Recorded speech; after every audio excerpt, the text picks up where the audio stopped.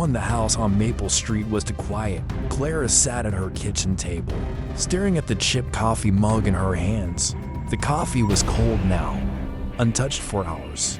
Outside, the March wind rattled the bare branches of the oak tree in the yard.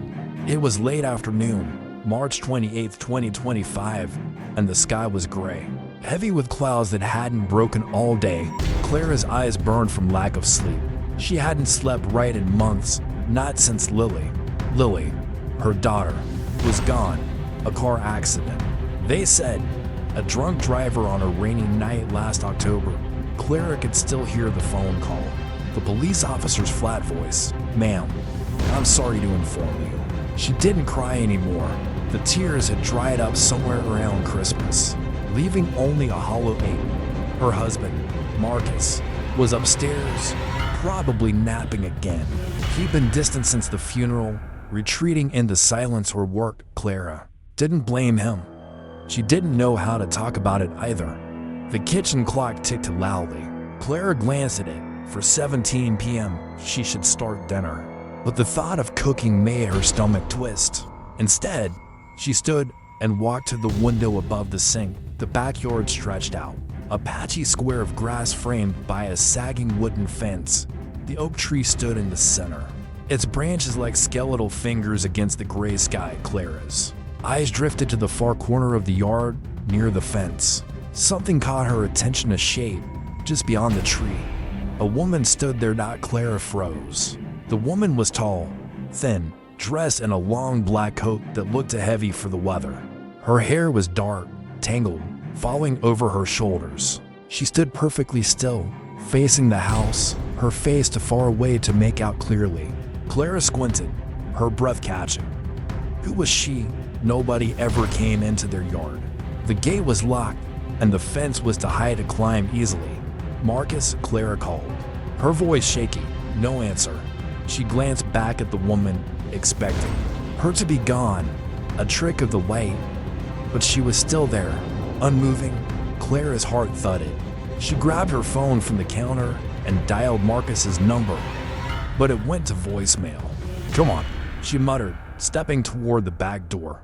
She hesitated, her hand on the doorknob. What if the woman was dangerous? Clara shook her head. This was her yard. She wasn't going to be scared in her own home. She opened the door and stepped onto the porch. The air was cold, biting through her sweater.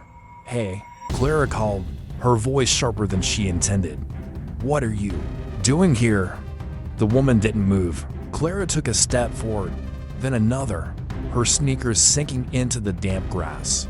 The woman's head tilted slightly, like she was listening, but she didn't turn or speak. Clara was halfway across the yard now, close enough to see the woman's pale skin, her sharp cheekbones. Her eyes were hidden in shadow, but Clara felt them watching her. This is private property, Clara said, trying to sound firm. Her voice cracked. You need to leave. The woman's lips parted, and she spoke in a low, raspy voice. You don't see it yet, do you? Clara stopped, her breath hitching. What? The woman's head tilted further, unnaturally far, like a doll's. It's coming. For you. For him. Her voice was calm, almost gentle, but it sent a chill down Clara's spine. Who are you? Clara demanded, taking a step back. Her phone was still in her hand, her thumb hovering over the emergency call button. The woman smiled, a slow, thin stretch of her lips. You'll know soon. Then she turned and walked toward the fence. Clara blinked, expecting her to struggle with the gate, but the woman seemed to slip through it, like the wood wasn't there. Clara ran to the fence, her heart pounding, but the gate was still locked. The latch rusted shut. The yard was empty. The woman was gone. Clara stood there, her breath coming in short gasps. The wind picked up, rustling the oak tree's branches. She looked around, half expecting the woman to reappear. But there was nothing, just the empty yard and the gray sky. Her phone buzzed in her hand, making her jump. It was Marcus, finally calling back. Clara, you okay? His voice was groggy, like he'd just woken up. There was someone in the yard, Clara said, her voice trembling. A woman. She said something weird and then disappeared. Marcus was quiet for a moment. What do you mean, disappeared? I don't know. She was here, and then she wasn't. The gate still locked. Clara's eyes scanned the yard again, her skin prickling. Stay inside. I'm coming down. Marcus hung up. Clara hurried back to the house, locking the door behind her. She stood at the window, staring at the yard.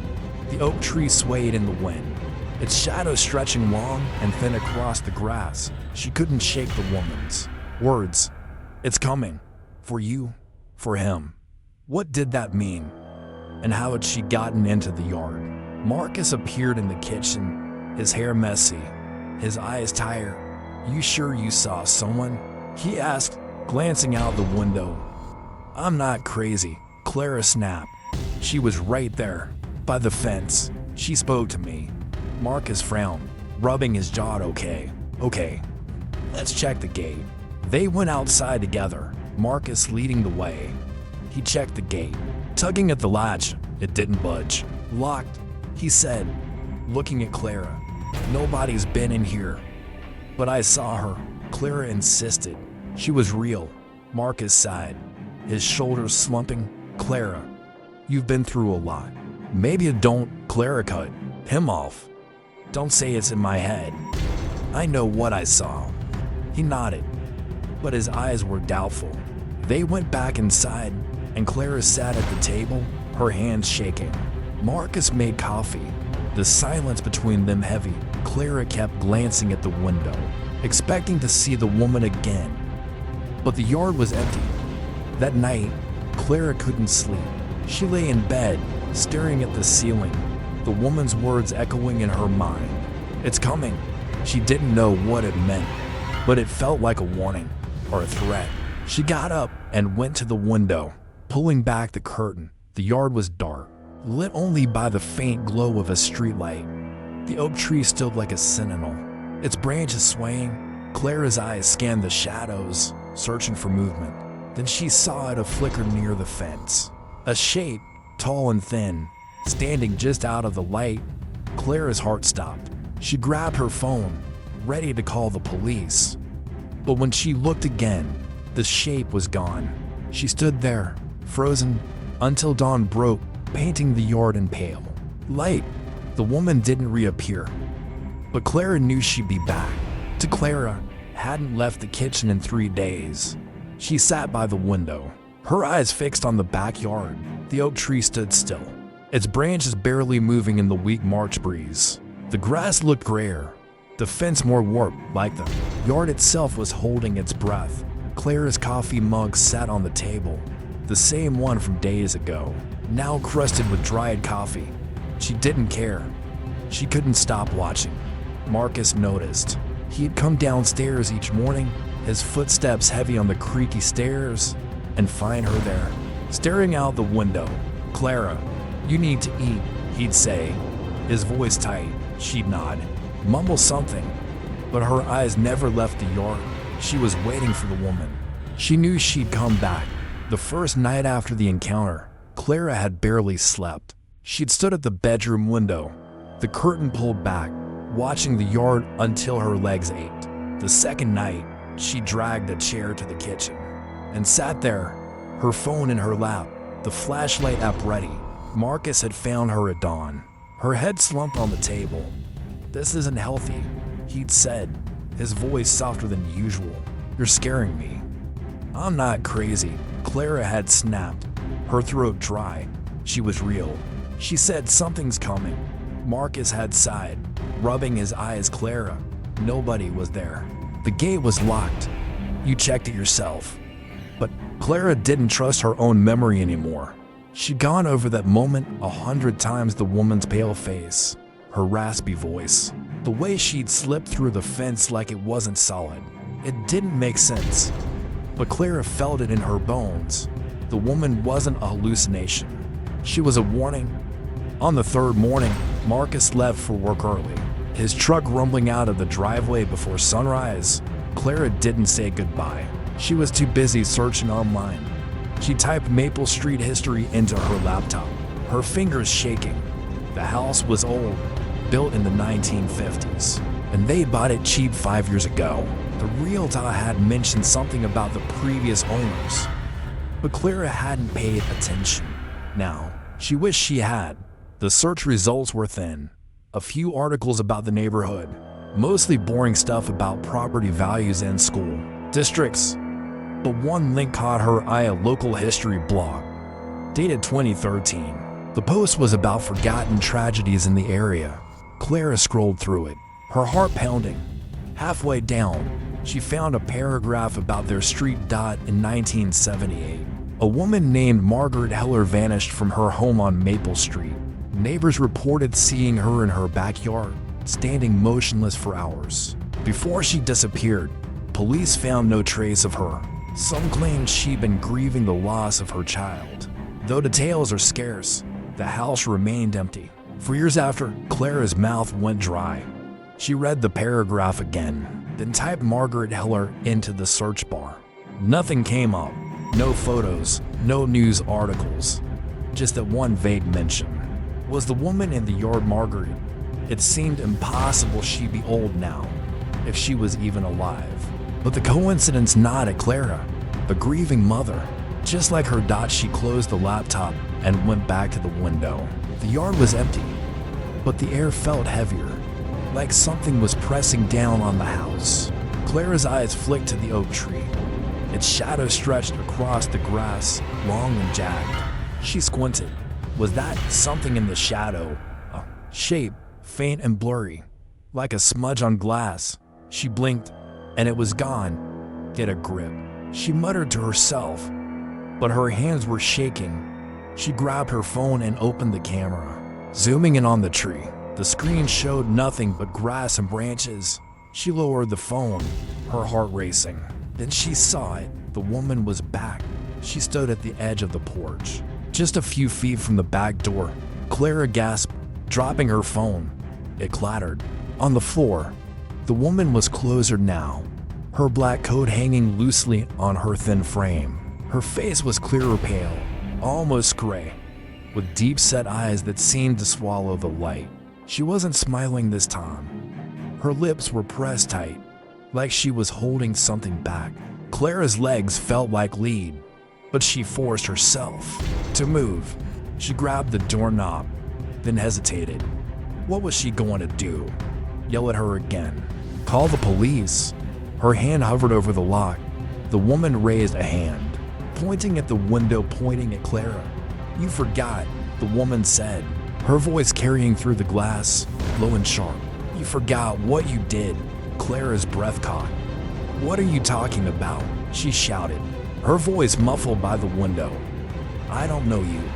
The woman's head tilted again. That same unnatural angle. You will. Then she stepped back, melting into the shadow of the oak tree. Clara blinked, and the woman was gone, like she'd never been there. Clara flung the door open, her heart pounding. The porch was empty. She ran to the edge, scanning the yard. Nothing. No footprints, no bent grass, no sign of anyone. She turned back to the house, her eyes catching on something on the porch floor. A small, shiny object, glinting in the weak sunlight. She bent down and picked it up. It was a hairpin, silver with a tiny flower carved into it. Clara's stomach dropped. She knew this hairpin. It was Lily's.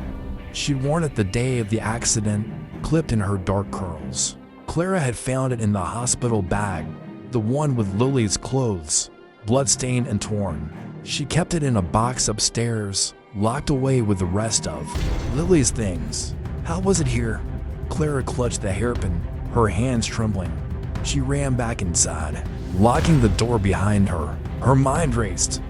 Had she brought it downstairs and forgotten? No, she hadn't touched the box in months. She stumbled to the table, sinking into the chair. The hairpin felt heavy in her hand, like it was pulling her down. She thought about the woman's words. You forgot what you did. What did that mean? Clara's memories of the accident were blurry, clouded by grief.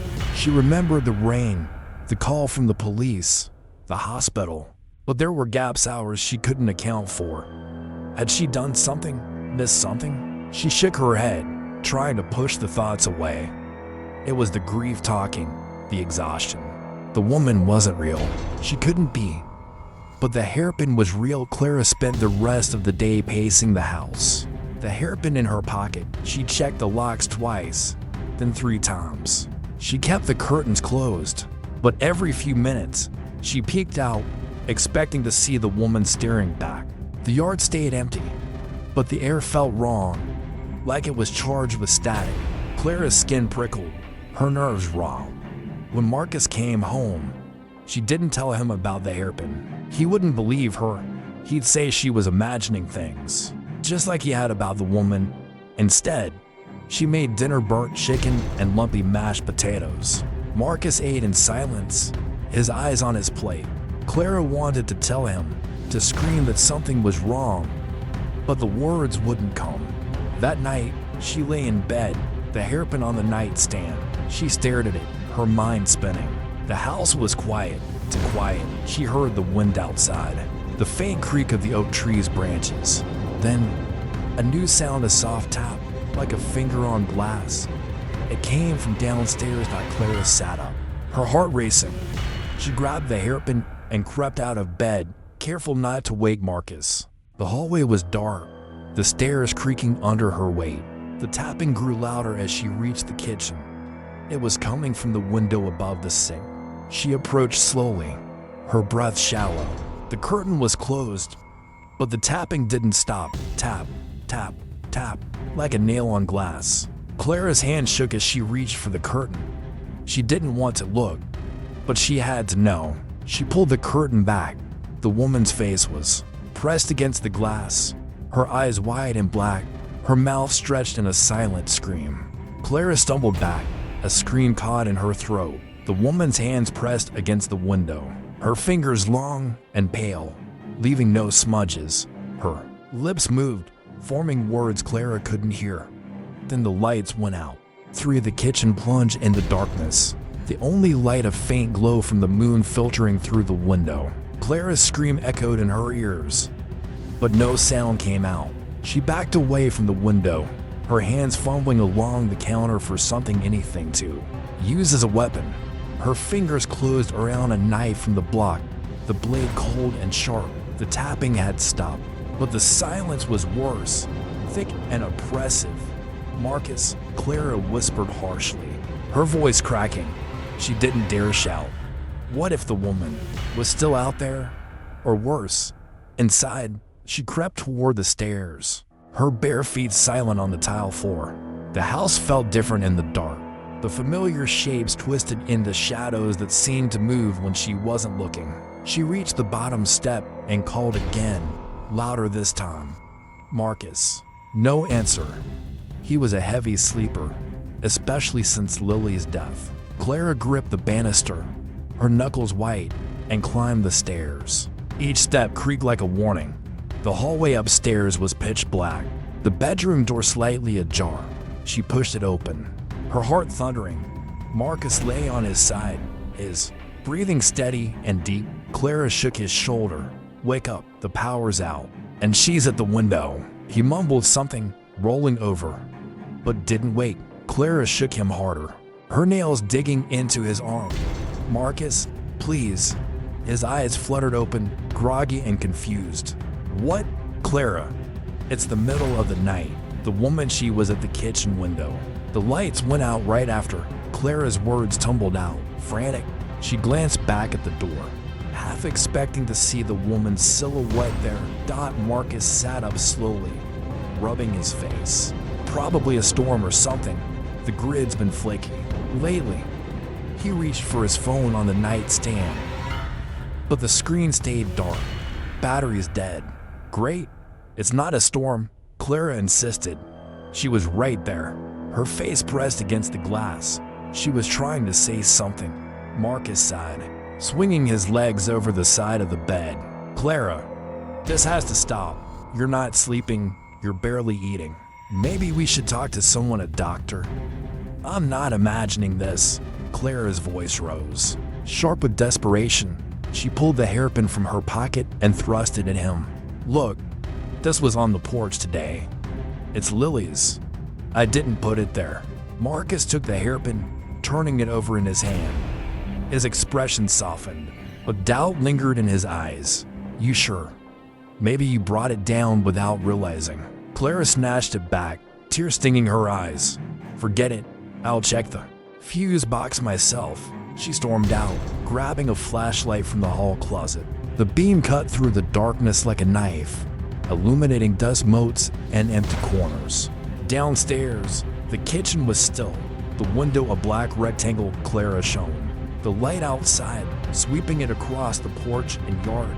The oak tree loomed, its branches like claws. No sign of the woman. She made her way to the basement door, her hand hesitating on the knob. The basement was always cold, damp, a place they rarely went except for laundry or storage. Clara opened the door, the hinges creaking loudly. The stairs descended into blackness. She took a deep breath and started down, the flashlight beam bouncing with each step. The fuse box was on the far wall, next to boxes of old junk. Clara flipped open the panel, scanning the switches. None were tripped. She flicked the main breaker off and on, but nothing happened. The house stayed dark. "Damn it," she muttered as she turned to leave. Her flashlight caught something on the floor, a piece of paper, yellowed and crumpled, half hidden under a box. Clara knelt and picked it up. It was a child's drawing, crayon scribbles of a house, a tree, and a stick figure family. Her breath caught. This was Lily's, from when she was 5. Clara had kept all her drawings in a folder upstairs, tucked away in the attic. How had it gotten here? She unfolded it fully, and something fell out, a faded photograph, small and square. Clara shone the light on it. It showed a woman, tall and thin, standing in a yard much like theirs. She wore a long coat, her hair dark and tangled.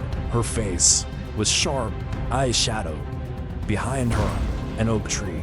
The photo was old, edges worn, but the resemblance was uncanny. It was the woman. Clara's hand shook as she flipped the photo over. Scrawled in faint pencil, Margaret, 1978. She stuffed the drawing and photo into her pocket and hurried upstairs, her mind racing. Back in the kitchen, she grabbed her laptop from the table. The battery was low, but enough for a quick search. She typed Margaret Heller 1978 disappearance with trembling fingers. This time, more results popped up. An old newspaper scan from the local archive. Woman missing after child's tragic death. The article was brief. Margaret Heller, 32, had lost her daughter in a hit-and-run accident. Neighbors said she'd become reclusive, often seen standing in her backyard, staring at nothing. Then, one day, she vanished. No body found, no suspects. Their house had been hers. Clara's stomach twisted. The parallels were too close. A grieving mother, a child lost to a car accident, a mysterious disappearance. Was the woman Margaret's ghost or something else? Clara closed the laptop. The screen's glow faded. The house was still dark, silent except for the distant hum of the wind. She stood and walked to the living room, shining the flashlight around. The shadows seemed deeper here, pulling in the corners. She sat on the couch, pulling her knees up, the knife still in her hand. Minutes ticked by, or maybe hours, she couldn't tell without the clock. Her eyes grew heavy, but she fought sleep, watching the doorway. A floorboard creaked upstairs. Clara froze, listening. Another creak, then a soft thump, like footsteps. "Marcus," she called softly. No answer. She stood, gripping the knife, and moved toward the stairs. The beam of her flashlight trembled as she climbed. The hallway was empty, but the bedroom door was now wide open. Clara approached, her breath shallow. Marcus was still in bed, snoring lightly. She relaxed slightly, but then heard a whisper, faint and raspy, coming from the end of the hall. She turned the flashlight toward the attic door. It was ajar, a sliver of darkness visible. Clara's heart pounded. She hadn't opened it. Slowly, she walked toward it, the whispers growing clearer, words, but indistinct, like a voice muffled by water. She pushed the door open. The stairs to the attic steep and dusty. The whispers stopped. Clara hesitated, then climbed, each step echoing. The attic was cluttered with boxes, old furniture draped in sheets. The flashlight beam swept across them, casting long shadows dot at the far end. Near the small window overlooking the yard stood the woman. She was inside now, her back to Clara, staring out at the oak tree. Her coat hung limp, her hair matted. Clara's mouth went dry.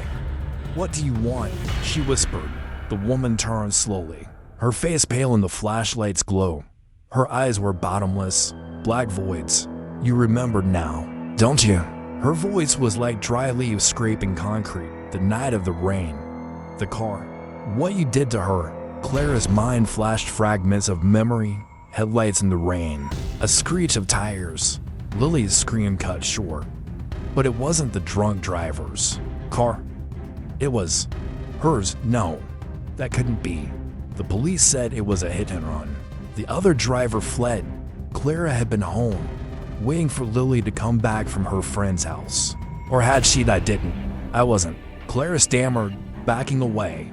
The woman stepped forward, her movements jerky, unnatural. "You forgot. But it's coming back. For you, for him." She pointed a long finger toward the bedroom.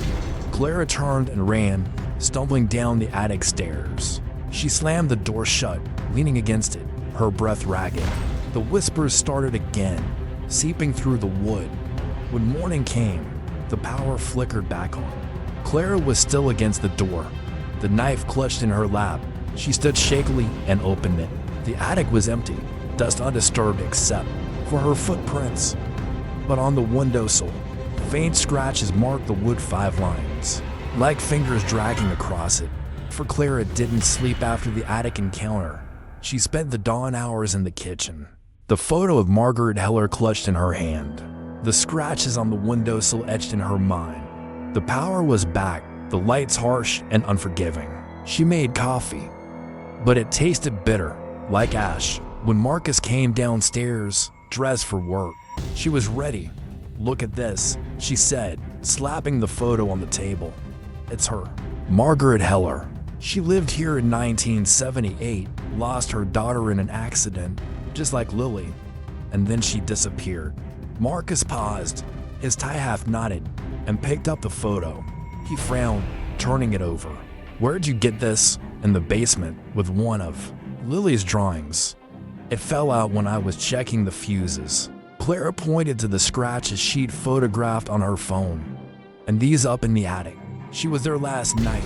Marcus, inside the house. He set the photo down, his expression a mix of concern and exasperation. "Clara, this photo's old. Could be anyone. And the scratches. The house is ancient, with settles, animals get in. You're connecting dots that aren't there. They're not random." Clara's voice rose, echoing in the quiet kitchen. She spoke to me, said I forgot what I did the night of the accident, like I was involved somehow. Marcus froze, his face hardening. "What are you saying? You think you had something to do with Lily's death? That's insane." The police report was clear. A drunk driver hit her on her way home. "You were here with me." But Clara saw the flicker in his eyes, the doubt he'd buried deep. Their marriage had cracks even before Lily died. Arguments about money, about Clara's late nights at work, about who was supposed to pick Lily up that rainy evening. Clara had said she was too tired, asked Marcus to do it, but he was stuck in a meeting. Lily had walked instead, or had she?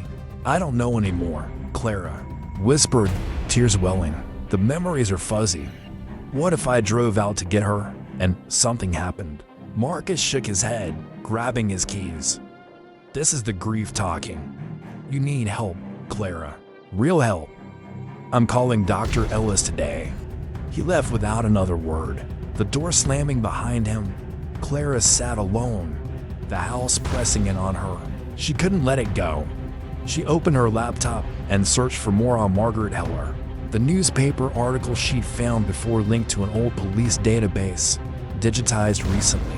She clicked through, finding a report from 1978. Margaret had reported her daughter's accident herself, claiming she'd seen the driver and neighbor, but no evidence. Then, weeks later, Margaret was gone. The case went cold. One detail jumped out. The daughter's name was Anna. Hid on Maple Street, same as Lily. And the suspected driver, a man named Robert Klein, who lived next door. Clara's neighbor now was Mrs. Klein, Robert's widow. Coincidence, Clara's skin crawled. She grabbed her coat and stepped outside. The March air crisp but heavy with the scent of rain. Mrs. Klein's house was next door, a tidy bungalow with faded curtains. Clara knocked, her heart pounding. The door opened to a frail woman in her 80s, glasses perched on her nose. "Yes, Mrs. Klein. I'm Clara from next door, and I have questions about the history of my house." Mrs. Klein's eyes narrowed, then widened slightly. "Come in, dear." "But I don't know much." Inside, the living room smelled of mothballs and tea. Clara showed her the photo. "Do you recognize this woman? Margaret Heller?" Mrs. Klein's hand trembled as she took it. "Oh, yes. Poor Margaret. She accused my Robert of killing her Anna. Said he was drunk, hit her with his car. But the police found nothing. Robert was home that night." Her voice wavered. Margaret went mad with grief, started seeing things, talking to shadows, then poof, gone. Clara leaned forward, seeing things. "Like what?" "People in her yard," she said. "A woman warning her about the past." Mrs. Klein shook her head. "Nonsense, of course. Grief does that." Clara's blood ran cold.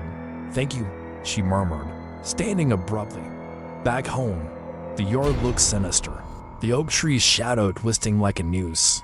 The day dragged on, filled with small horrors. A whisper from the vents, like a child's laugh cut short, a shadow under the bedroom door. Shifting when she approached, objects out of place, Lily's favorite mug on the counter.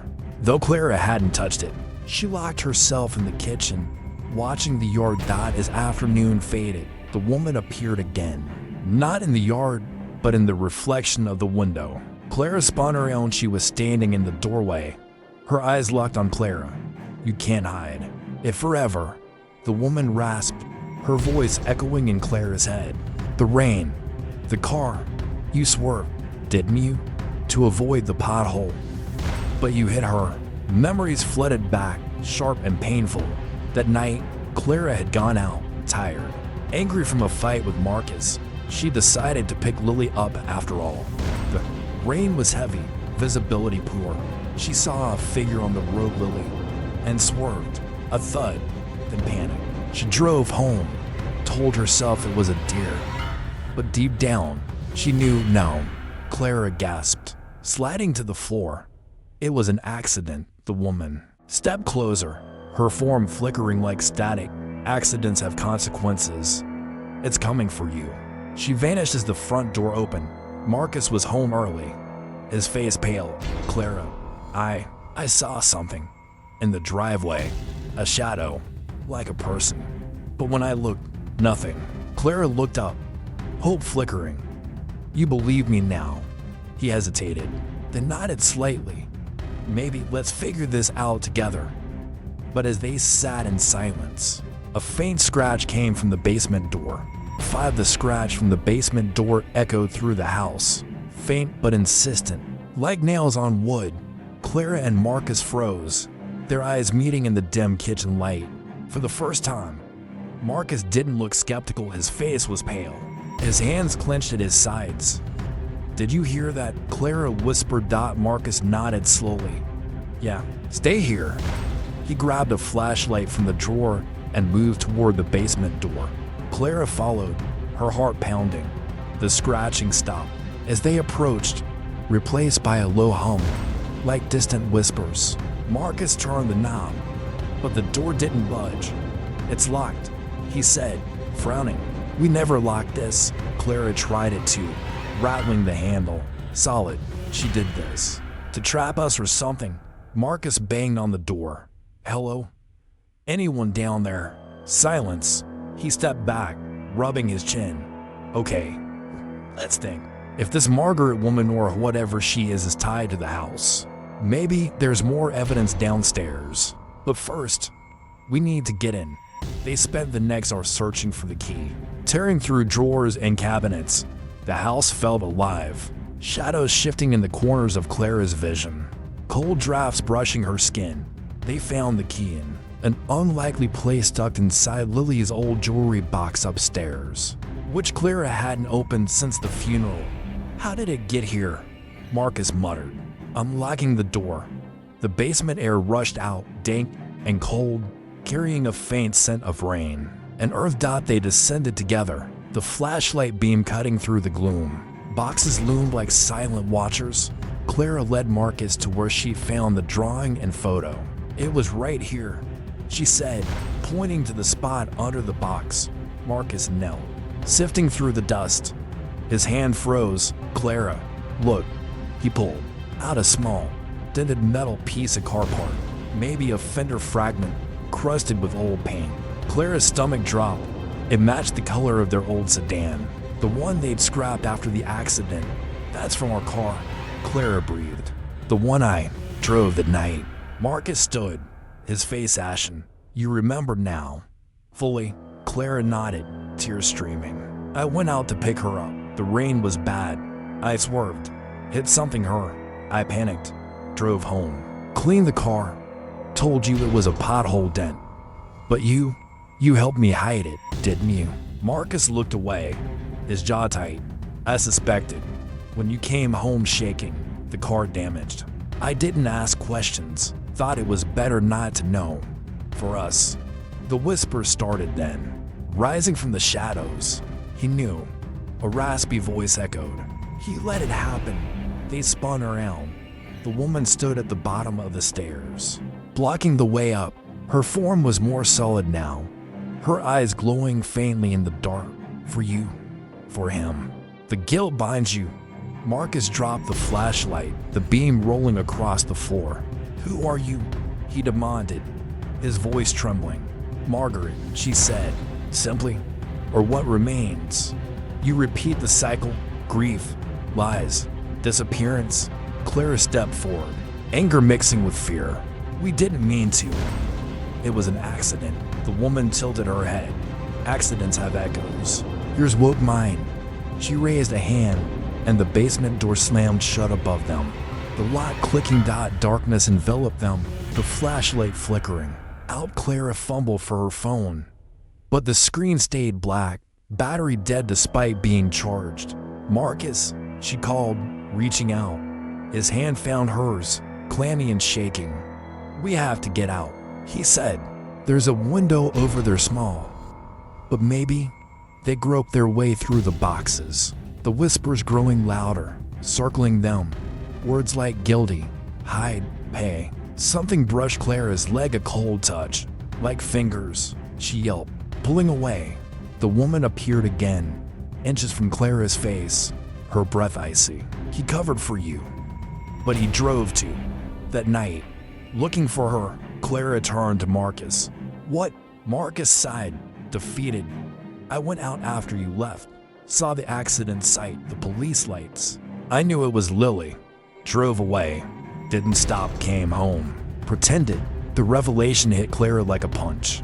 "You knew, and said nothing." "I was scared," Marcus admitted. "For us, our life." The woman laughed. A dry, rattling sound. "Secrets fester now. It comes." The basement shook, dust falling from the ceiling.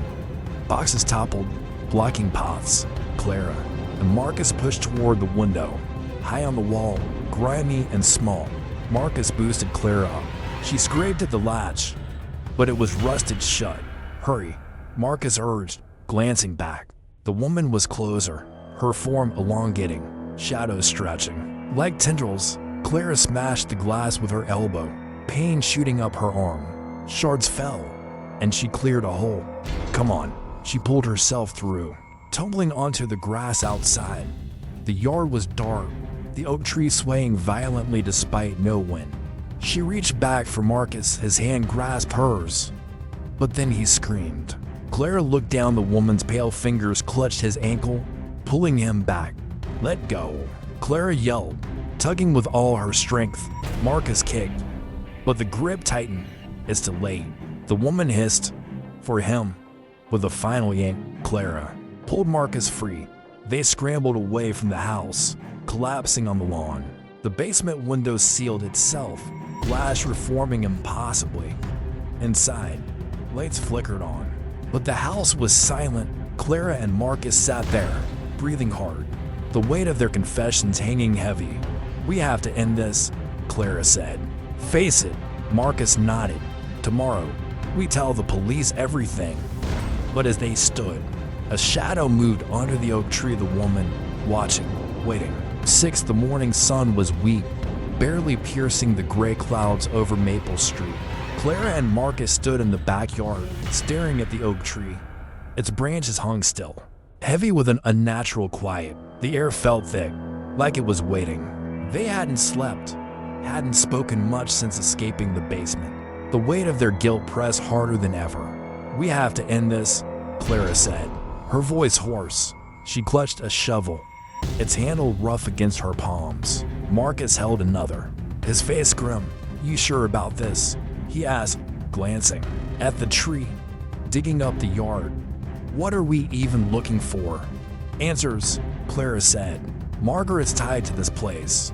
Maybe her body's here, or something she left. If we find it, maybe she'll stop." Marcus nodded, but his eyes were uneasy. They'd agreed to call the police after, to confess everything: Lily's accident, their lies. But first, they needed to face the woman. They started digging near the tree's roots. The ground hard and cold, each shovel strike sent a jolt through Clara's arms. The yard was silent except for the scrape of metal on dirt. Clara's mind replayed the woman's words. "Secrets fester, it's coming." She didn't know what it was, but she felt it looming, closer now, not in our past. Their hands blistered, dirt smearing their faces. Clara's shovel hit something solid, a wooden box, small and rotting. Her heart raced as she knelt, brushing away soil. Marcus helped, prying it open. Inside was a bundle wrapped in cloth, stained and crumbling. Clara unwrapped it, revealing a child's toy rag doll. Its stitches frayed, one eye missing. "This was Anna's," Clara whispered, recognizing it from the photo of Margaret, her daughter. Before Marcus could respond, the ground trembled. A low hum filled the air, like a distant scream. Clara looked up. The woman stood at the fence, her black coat blending with the shadows. Her eyes burned, not with light, but with something darker, deeper. "You found her," the woman said, her voice cutting through the hum. "But you can't undo it." Marcus dropped his shovel, stepping back. "What do you want? We're sorry. Okay. We didn't mean for any of this." The woman's lips curled, not a smile, but a grimace. "Sorry doesn't erase blood." She stepped forward, and the yard changed. The sky darkened, clouds swirling. The oak tree twisted, its branches curling like fingers. Clara's vision blurred, and suddenly, she was somewhere else. Rain pounded the windshield. She was driving. The road slick and black. Headlights caught a figure, Lily, her raincoat bright yellow. Clara swerved, tires screeching. But too late, a thud, sickening and final. She saw Lily's body roll, lifeless, into the ditch. Clara screamed, slamming the brakes. But the car wasn't there anymore. She was back in the yard, on her knees. Marcus beside her, his face twisted in horror. "You saw it too," he gasped. "I was driving after you. I saw her in the road. Already, I didn't stop." The woman loomed over them now, her form stretching, her face shifting between Margaret's and something else, Lily's. "For a fleeting moment, you both ran," she said. "It lied, like they did to Anna." Clara clutched the doll, tears mixing with dirt on her face. "We'll tell the truth. We'll go to the police. Confess everything. Please, let us go." The woman's eyes narrowed. Truth breaks the cycle, but it demands a price. The ground split beneath them, a crack forming around the oak tree. Shadows poured out, cold and alive, wrapping around Clara and Marcus. Clara screamed, dropping the doll. The shadows felt like hands, pulling her down into the earth. She saw flashes: Margaret standing in this shore decades ago, weeping for Anna, her own hands washing blood from the car. Marcus turning away from the accident site. Stop. Clara cried. We'll pay. We'll tell. The shadows tightened, then paused. The woman knelt, her face inches from Clara's. Then speak it, now. Clara's voice shook as she called the police on her phone. The signal somehow working. My name is Clara Evans. I hit my daughter with my car last October. It wasn't a drunk driver.